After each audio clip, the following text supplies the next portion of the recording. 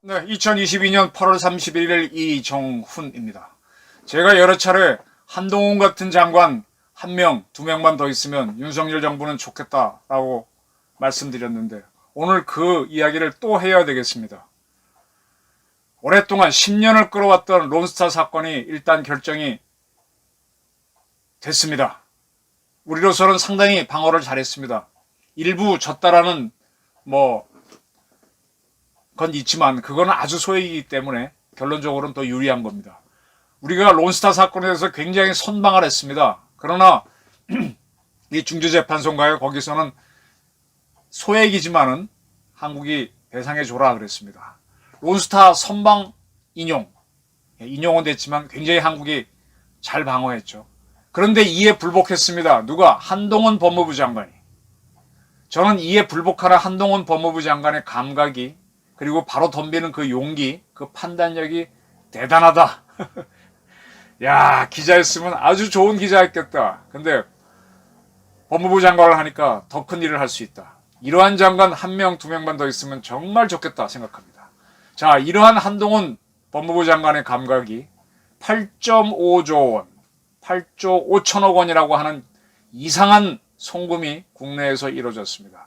그 사건 수사에도 한동훈 장관의 감각이 그대로 투영됐으면 좋겠다. 저의 바람입니다. 우선 정리를 하겠습니다. 국제중재판정부가 론스타 측이 요구한 6조 원 배상 요구에 대해서 대한민국 정부는 6%에 불과한 그들의 요구에 6%에 불과한 2,900원만 배상하라 라는 판단을 했습니다. 6조 원의 6%니까 상당히 선방을 한 걸로 보이는데 그럼에도 불구하고 한동훈 장관은 나 이거 한 푼도 못 줘. 나 이거 불복해. 쉽게 말하면 2심 가겠다. 그렇게 주장을 했습니다. 자, 이런 사건입니다. 이렇게 보게 되면은 저는 이 사건만 여기서 대한민국 정부가 돈이 뭐가 있어요? 제가 낸 세금을 갖고 운영하는 거니까 대가 내는 세금 3천억 가량을 론스타에 줘야 되는데 못 주겠다라고 했습니다. 일단은 그 필요하죠. 필요한데 여기에 복잡한 사건이 있습니다. 아까 6%가 아니라 4.6%만 인용됐습니다. 네. 6조 1천억을 요구했는데 2,900억만 배상해라. 네, 그렇게 나왔습니다. 이건 환율 따라 왔다 갔다 하지만 어쨌든 대충 그렇습니다. 제가 이 론스타 사건을 한 번 설명드린 게 있는데 이 사건을 왜 8.5조 이상한 송금과 연계시켜 봐야 하는가 하면은 제가 지난번 외환본부장, 지금 외환은행 아시는 분들은 나이 드신 분들은 아실 거고 젊은 사람들은 모르겠네요. 외환은행이 하나은행에 합병돼서 지금 없어졌죠. 이 외환은행이 2000년에 아주 수상한 거래에 개입합니다. 당시 임동호 씨가 국가정보원장이었고 국가정보원에서 자금을 다루는 것은 지금도 그렇지만 기조실장입니다. 기조실장은 모든 정권이 자기 정권에서 가장 핵심적인 사람을 박아놓습니다.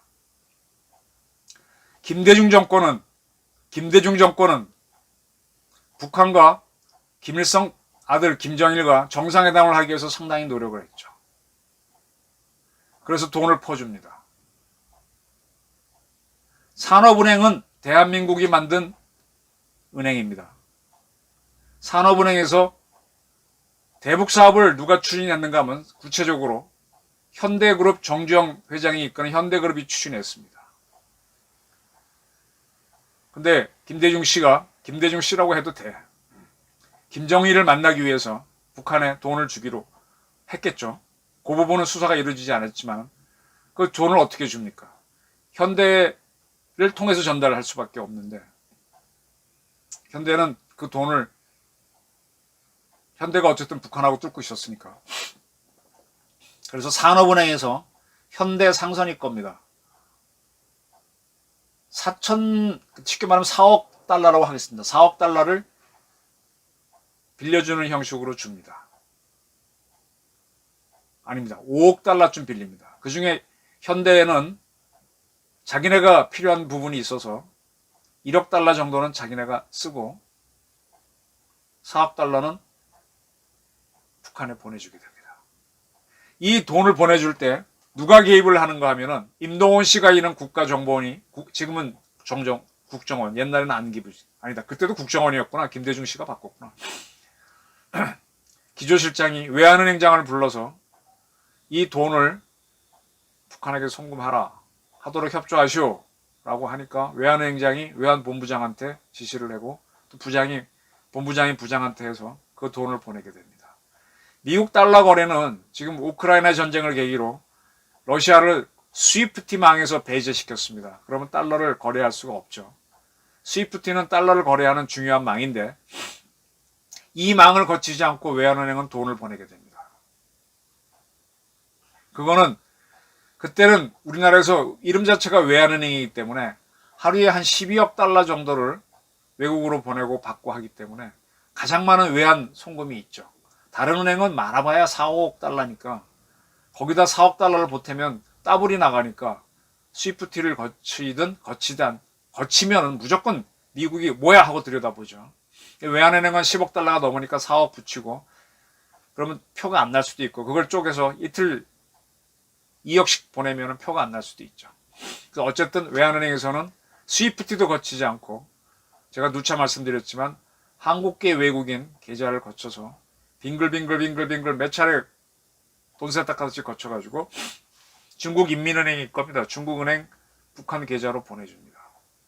근데 모든 달러는 미국에서 다 추적을 하니까 미국 뉴욕에서 그 돈이 들어왔다라는 걸 확인하고 나서야 중국이 오케이 하루 늦게 해주는 바람에 김대중 씨가 추진했던 남북 정상회담은 하루 늦어져서 열리게 되죠. 북한 하루 늦게 방문하게 됩니다. 이 외환은행 그때 실무했던 분이 백성기 씨라고 제가 이름을 밝혔고 그분은 이번에 이상한 송금 8.5조 원 사건 났을 때 이거 수상하다 딱 얘기했습니다. 백성기 선생은 그때 굉장히 많은 조사를 받았지만은 뭐 기소된 바는 없습니다. 왜냐하면 심부름을 한 거니까. 자, 그리고 나서 이제 줄줄 넘어갔습니다. 넘어갔는데 2002년 대통령 선거에서 김대중 당에서 밀었던 노무현 씨가 대통령에 당선됩니다. 참 기적이 일어나죠. 이해창을 이기고 김대중 정권이 말년에 굉장히 무너져 갔는데 참 그때 보수가 지금 국힘당처럼 버벅거리니까 정권을 뺏지 못합니다. 그 노무현 씨가 대통령이 되고 난 다음에 그러면 이제 많은 세력들이 새로운 대통령에 충성을 하게 되는데 그때 1차 남북정상회담은 돈을 주고 한 거다라는 보고도 하게 되면서 돈을 준 액수가 얼마다라고 보고를 하는데 여기서 만들어 보낸 돈과 전달된 돈이 다르다는 것을 노무현 대통령이 압니다. 그래서 그럼 누가 삥땅을 한 거네? 이 삥땅의 주역은 권너갑과 박지원이 된다고 제가 설명드렸죠. 더 뭐 금액 자체는 처음 알려진 삥땅 금액의 한 10분의 1, 5분의 1 정도만 밝혀내고 더 이상 수사는 없었습니다. 뭐 못 찾는 것도 있고 안 한 것도 있을 거고 또 두 사람만 했나? 더 있을 텐데 안 한 부분도 있겠죠. 그럼 왜 했는가 하면은 내가 대통령이 됐는데 이 삥땅한 돈 2억 달러 이상을 누군가가 갖고 있으면 그 돈을 풀면은 돈이 있어야 정권을 뒤집는 그 2억 달러가 적은 돈이 아니잖아요. 그럼 내가 대통령이 아니구나. 그래서 노무현 대통령은 대북송금 사건을 수사하게 만들고 두 번째 민주당이 이게 나를 얼굴마담으로 세웠고 실세가 따로 있구나 해서 열리는 우리당을 만듭니다. 그러니까 민주당에서 추미애 등등 이런 세력들이 결사적으로 반대하면서 노무현 대통령 탄핵을 시도하고 그때 이해창 당에 있다가 정권 교체에 실패한 세력들도 합세하면서 열린 노무현 대통령 탄핵을 하죠. 그게 이제 나중에 헌재에서 뒤집어지고 또 총선에서 열린우리당이 과반을 얻는 압승을 하고 민주당이 폭망하면서 뒤집어지죠. 그리고 이제 수사가 쭉 진행되면서 이 돈을 삥땅한 세력이 나오게 되는 거, 밝혀지게 되는 거죠. 자, 이렇게 되면서 외환은행이 돈을 보냈다는 거는 세계 정보기관들은 다 알게 됩니다. 그리고 미국이 구축한 스위프트망을 통하지 않아서 갔다는 것도 눈치를 채게 됩니다. 그러면 북한에게 돈을 보내고 이게 터졌다는 게 나오면 골치가 아프죠. 그러면 이 삥땅한 돈은 어디로 갔을까요? 그 중에 이제 밝혀진 거 한 300억 좀 넘는 돈들은 뭐 나중에 재판에서 환수 조치가 이루어졌다고 치는데 나머지 돈들은 어디로 갔을까요? 뭐 미국에 있다는 얘기가 제일 유력했죠. 그리고 이제 외환은행이 이 돈을 불법으로 보낸 미국법을 어기고, 미국은 테러 지원 국가였나? 북한이? 어쨌든 정확하게 자신은 없다. 어쨌든 북한으로 보내면 안 되죠. 거기는 슈퍼노트라 그래서 그 당시 위조 달러도 만들고 또 마약 사건이라고 해서 굉장히 많이 나왔습니다. 또 방코델타 아시아은행, 마카오에 있는 작은 은행인데 거기에다가 위조 달러를 넣어갖고 진폐하고 섞어서 북한이 유통시킨 것도 있어. 그것 때문에 방코델타 아시아은행은 망하죠. 미국 세계 화폐가 달러냐 달러 결제를 못하게 하니까.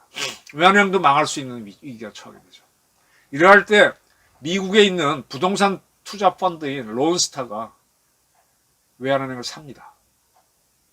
우리나라 법상 이 부동산 펀드는 은행을 매입할 수 없는데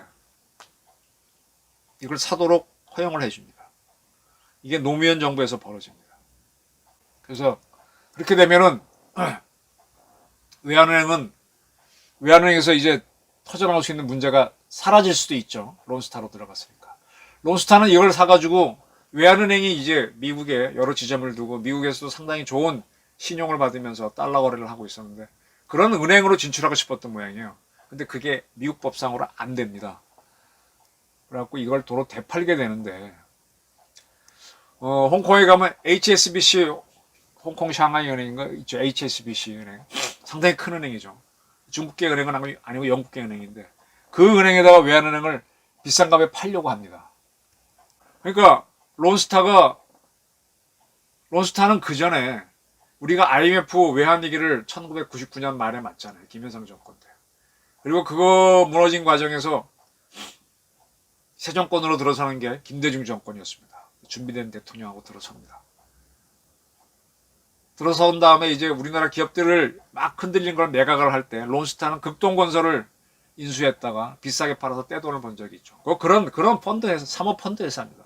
근데 그런 회사가 외환은행을 인수하는 걸로 갑니다. 그래갖고 홍콩 HSBC에 팔려고 하는데 그때 우리 정부가 브레이크를 딱 걸어요. 아 문제가 있다.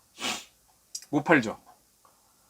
그리고 한참이 지난 다음에 좀 자신이 없다. 연대는 이명박 정부 때 같기도 한데 이명박 정부 때인가 노무현 정부 때인가 우리 하나은행에 외환은행을 팔게 하죠.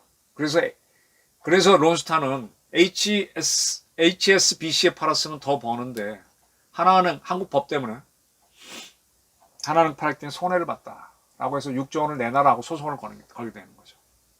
그 소송의 결과가 10년 만에 지금 6조 원이 아니라 한 3천억 정도만 한국이 줘라. 다른 걸 인정 못한다 하고 끝난 겁니다. 이렇게 되는 와중에 외환은행이 미국 오파크의 눈을 피해서 북한으로 달러를 보냈다는 사건은 넘어갔습니다. 외환은행이 없어졌잖아요. 근데 이 과정에서 아까 산업은행이 한 5억 달러를 현대에 빌려준 현대상수는 그중에 1억 얼마는 자기네가 쓰고 나머지는 북한에 보내줬습니다. 그러면 현대상선은 산업은행에 빌린 돈이 얼마일까요? 산업은행은 5억 달러라고 줘야 하고 현대는 아니다. 내가 쓴 돈은 1억 얼마니까 1억 얼마 문제에서 자기들 갚았을 겁니다. 그럼 나머지 4억이 비잖아요. 이 문제 때문에 이 시끄러워집니다. 노무현 정부 때 겁니다. 그 당시 엄나경 씨가 산업은행 총재인데 국회에서 이게 문제가 되죠. 그래서 엄나경 씨가 그걸 국회에 증언하면서 4억 원이라는 게 있다는 게 해서 그때 막 난리가 납니다. 제가 그 엄나경 씨를 한번 인터뷰하려고 그 사람 집에 며칠 찾아갔는데 결국은 못 만나고 온 기억이 나는데 그렇게 해서 이제 당시 산업은행 총재는 그 돈이 빠지게 되면 그 당시에 총재가 책임지는데 책임을 안 지고 넘어갑니다. 아마 그 4억 원은 분명히 정부 우리 국민 돈을 갖다 준 건데 아무도 갚지 않았습니다. 현대도 갚지 않은 걸로 알고 그리고 산업은행은 아마 손비 처리했을 겁니다. 우리 국민들 돈 가지고 김대중이라는 사람이 이북에 돈을 보내준 겁니다. 이 사건관에서 몇 사람들이 처벌을 받았지만 결론은 그겁니다. 그리고 그는 노벨 평화상을 받은 겁니다. 그리고 북한은 그 돈 가지고 결국 결론적으로 핵무기를 개발하게 되는 거예요. 그럼 노무현은 자기가 민주당 대통령이 됐지만 실세가 아니라는 것 때문에 그걸 조사하다 보니까 터져 나오다 보니까 이게 너무 커지면 감당이 안 되니까 돈을 덮은 걸로. 그리고 이제 외환은행을 하나은행에 통합해서, 그래서 지금도 하나은행은 KEB 나가죠. 그 E는 외환은행 익스체인지 뱅크, 코리아 익스체인지 뱅크를 딱 KEB 하나은행이죠. 그래서 미국과 문제되는 걸 피해가면서 또, 그 노무현 정권에서 가장 웃기는 게, 그 대일 청구권 자금을 더 받을 게 있다, 위안부 문제 막 일으켰잖아요. 예? 그러니까 이제 박정희 대통령은 이 청구권 자금은 제가 말씀드렸듯이 정신대로 갔던 분들이 전쟁 막바지, 2차 대전 막바지에 일본 기업들이 패망하니까 봉급 못 준 거, 뭐 그들이 저금한 거 못 준 거, 그런 것들을 우리가 받아와야 되잖아요. 또 반대로 일본인들은 우리 쪽에 살다가 들어갔습니다, 일본으로. 그럼 여기 있던 자기네 집, 자기 명의 재산은 일본인들이 우리한테 요구할 수 있는 청구권 자금입니다. 근데 우리는 일본인들이 놓고 간 돈이나 뭐나 하나도 안 돌려주는 조건으로 합의를 받고, 그건 미 군정도 요구했고, 그러나 우리가 일본에서 받아야 할 건 받는 쪽으로 갔습니다. 사실은 재산이 훨씬 더 큰 게 뭐냐? 일본이 우리한테 요구하는 청구권 자금이에요. 근데 우리가 그걸 전부 다 국유화해서 그걸 정부가 싸게 기업하는 인민들에게 나눠줘가지고 기린 맥주가 결국 오비 맥주가 되고 그렇게 되는 거죠. 뭐가 되고 아지노모토가 하던 게 미온이 되고 미온이 지금 대상그룹이 되고 뭐 그렇게 해서 지금 우리가 산업화를 가게 되는 거죠. 청구권 자금을 따지면 일본이 훨씬 더 요구할 게 많은데 우리는 그걸 전부 다 국유화해서 우리가 갖고 우리가 일본에서 받아야 될 저금 뭐 이런 것들을 받아오는 조건으로 국교를 맺은 게 박정희의 한일국교 정상화니까 굉장히 잘한 거죠. 이렇게 돈으로 따지면. 근데 그때 일본에 가서 돈 벌었다고 하는 사람들은 다 친일파로 몰리고 있었기 때문에 박정희 정권은 돌아가신 정지대 출신한테는 그 당시 환율로 계산해서 돈을 돌려주고 살아있는 사람들은 안 줬습니다. 너는 먹고 살아라, 네 돈 갖고. 그러니까 본인도 창피해서 말을 못했는데 노무현 정권 때 위안부 문제가 커지니까 정신대가 여기 합세해서 그래서 정신대하고 위안부를 헷갈리게 되는 거죠. 그 요구하니까 일본이 우리는 못 준다, 다 줬다 해서 그때 노무현 정부에서 민관 우리 기관을 만들어 조사해 보니까 다 준 게 맞거든. 그러면 그때 살아있다는 이유로 박정희 정권이 안 준 게 있으니까 결국 우리 국민 제가 냈던 그 금액이 얼마지? 8천억인가? 1,800원. 그걸 띄어갖고 그때 못 받은 분야 다 줍니다. 그래서 정신대는 사그라들고 위안부만 남게 되는 거죠. 근데 위안부들도 일괄해서 다 줬다는 게 일본의 입장이기 때문에 계속 안 줍니다. 그 노무현은 그거 못 받아내고 이명박도 못 받아냅니다. 근데 박근혜 대통령이 계속 일본하고 나를 세워갖고 10억 엔을 받아내죠. 위안부 합의를 했는데 어쨌든 추가로 받아냈습니다. 이게 잘못됐다고 뒤집은 게 문재인 정권이고 그래놓고 그 다음에 감당도 못해서 그걸 또 인정하는 쪽으로 가는 게 문재인 정권입니다. 참 사악한 정권. 그렇습니다. 어쨌든 제가 드리는 말씀은 노무현 씨가 과거사를 한다고 박정희는 무조건 틀렸을 거다 하고 들어갔다가 아이쿠 하고 우리 국내 돈을 토해내게 되고 또 그의 선배인 김대중 정권은 사실 정신대 문제 시끄럽지 않았으면 우리 돈으로 정신대한테 그 돈을 뭐 그분들한테는 필요한 돈이겠 자기 돈이 맞겠죠. 줘야 할 돈이긴 하겠죠. 하긴 하지만 생각해 볼 수 있는데 어쨌든 이 대북 송금은 철저하게 산업은행 돈이니까 국고에서 나간 겁니다. 근데 요거는 싹 입 닫고 갑니다. 노무현 씨도 요건 수사를 끝까지 밀어붙이지 못했어요. 그리고 지금까지 온 겁니다. 그런데 론스타는 외환은행을 샀다가 비싸게 팔 수 있었는데 HSBC에 못 팔고 한국 하나은행과 통합되게 하면서 손해봤다고 냅니다. 그럼 론스타는 왜 그런 한국 기업 사냥에 나섰느냐? 가장 의심되는 게 아까 제가 2억 달러 이상을 삥땅된 걸로 노무현 정부가 봤다 그랬는데 그 돈이 어디로 갔겠느냐? 사모펀드로 간 것 같아, 미국에서. 그래서 그 돈을 또 벌리기 위해서 한국 기업들이 IMF 이후에 많이 흔들렸으니까 2000년 초반에 김대중 정권 때 헐값이 막 나왔잖아요. 그걸 사들여서 또 떼돈을 버는 거죠. 그 돈이 돈을 벌면 여기에 투자하는 사람들은 돈을 벌 수가 있죠. 그래서 그때 검은머리 외국인, 검은머리는 제가 까만 머리, 제가 한국인이죠. 한국계 외국인들이 론스타를 실질적으로 움직인다. 거기에 경영진이 있겠지만 투자한 사람들은 검은머리 외국인들이다. 그런 사람들이 누굴까? 이런 의심이 있었던 거죠. 이런 부분들이 뭐 론스타를 조사할 수도 없고 론스타하고 등등 여러 사모펀드가 있었을 테니까. 근데 이제 하나은행과 합병한 것에 대해서 불만을 토로해서 소송을 걸었는데 결론적으로 지금은 그래 한국 정부가 손해보게 해줬네. 근데 금액은 그렇게 크지 않아. 2,900억이야. 오늘 결정이 난 건데 한동훈 장관이 난 그것도 못하겠다. 이렇게 하는 순간에 우리 국민 입장에서는 그래 정부가 그래야지. 대한민국 정부는 우리 국민의 심부름꾼이에요. 한 푼이라도 손해보게 하면 안 됩니다. 그게 맞습니다. 그런데 이 사건을 떠치고 들어가면 그때 2억 달러 삥땅한 돈이 미국계 어느 사모펀드로 갔대는데 그 사모펀드 어떤 것들은 한국에 거꾸로 와서 IMF로 무너져가는 기업을 사가지고 돈을 불려놨다는데 그 돈이 뭘까?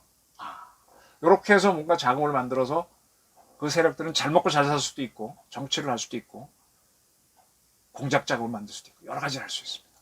자, 이상한 돈 8.5조 원. 8.5조 원.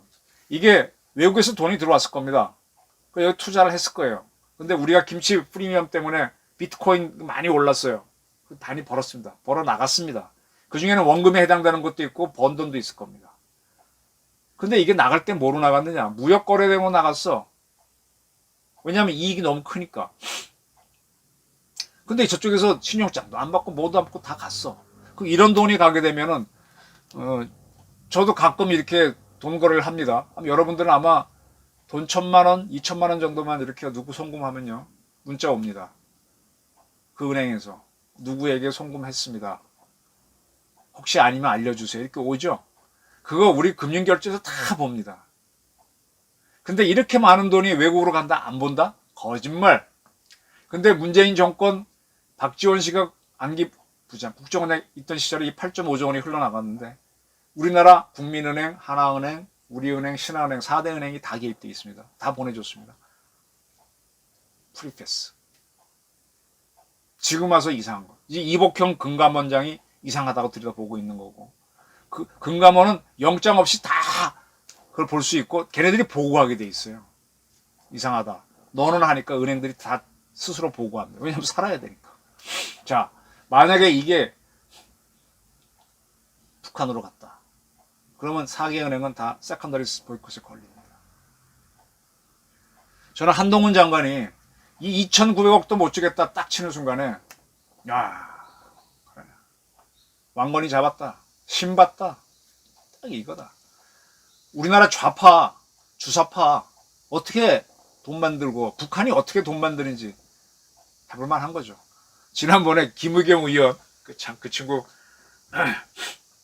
고대 나와가지고 한겨레 기자하면서 어쩌고저쩌고 해갖고 태블릿 사건 때 최순실 사건 때 써가지고 뭐 청와대 가서 비서 공보관도 하고 뭐 어쩌고 그랬는데 한동훈 씨에 대해서 뭐 이리저리 캐묻다가 미국 가가지고 법무부 장관도 못 만나고 홀대 받고 온 거 아니냐 그랬더니 한동훈 장관이 FBI 만나는 게 내 목적이었다고 얘기했죠. FBI가 지금 북한이 비트코인으로 돈을 벌고 있는 부분을 수사하고 있고 제가 한번 정리했듯이 두 사람의 영국인하고 또 한 사람은 어디냐 스페인 사람을 지명수배했죠. 지금 영국인은 사우디아라비아에서 건거되어 있는데 사우디아라비아하고 미국 사이에는 번대인 인도 협정이 없어서 지금 그 사우디한테 붙잡힌 영국인은 나를 보내지 말라 소송 중이고 스페인 친구는 아마 미국으로 갈 것 같습니다. 다 북한에 가서 비트코인 어떻게 돈 번다 강의하고 하던 친구들이죠. 한동훈의 감각입니다. 이해하십니까? 8.5조 이상한 송금도 이렇게 수사해라. 한동훈과 이복현. 만약에 철저히 수사 들어가면 노무현 정권도 대북 송금 사건을 수사하다가 2억 원이 넘는 게 삥땅이 됐는데 건너가 200 몇 억 먹은 거 박지원 100 몇 억 고가에서 끝내버려. 더 이상 들어가면 폭발하잖아요. DJ의 이상한 돈에 대해서 의심한 분들이 매우 많죠. 한동훈의 감각입니다. 이렇게 수사해라. 이 좌빨들이 돈을 만드는 방법이 있습니다. 지난번에 말씀드렸지만 김정남이가 말레이시아 쿠알라룸푸르 저가 항공공항에서 피살을 냈대. 그때 암살에 참여했던 친구들, 북한 친구들이 거쳐가는 기간 중에 하나가 북한에서 미림대학 나와서 IT 전문가들이 말레이시아 와서 뭔가 일을 하고 있어요. 외화벌이 하고 있어요. 그 친구들하고 접촉하고 북한 대사관 접촉하고 그렇게 해서 사라지죠. 쭉 몇 군데 거쳐서 블라디보스톡 들어갔다가 근데 블라디보스톡에서는 러시아가 안 잡아주죠. 우리하고 관계 좋으면 딱 잡아주는데 절대로 안 잡아주죠. 그래서 우린 몰라 하는 사이에 싹 북한 들어가 버렸죠. 북한이 IT 잘합니다. 미림대학에서 키웁니다. 우리나라는 고려대학교에서 전액 장학금 주면서 또 4년 교육 받치면 국군의 사이버 사일봉과 하는 전제 조건 하에서 장교가 되는 조건에서 키웁니다. 그 국가가 키우는 거고 나머지 각 개인이 크는 겁니다. 그런데 그런 사이버 사령부를 박살냈던 게 누구냐? 국정원 댓글 사건. 그게 문재인 정권이에요. 얘네들은 왜 댓글을 달았느냐? 북한하고 투쟁하다 보니까 단 거예요. 근데 그 중에 정책 색깔이 나는 거에 대해서 다 유죄를 때렸죠. 그런 유죄를 때리도록 기소한 역할 중에 한 사람은 윤석열 검사가 맞습니다. 오케이. 제가 큰 틀을 설명드리는 겁니다. 한동훈 장관이 잘 잡았어요. 8.5조 수상한 송금도 요런 감각으로 조사해라. 이복현 금감원장 동참해라. 저희 부탁입니다. 경청해 주셔서 감사합니다.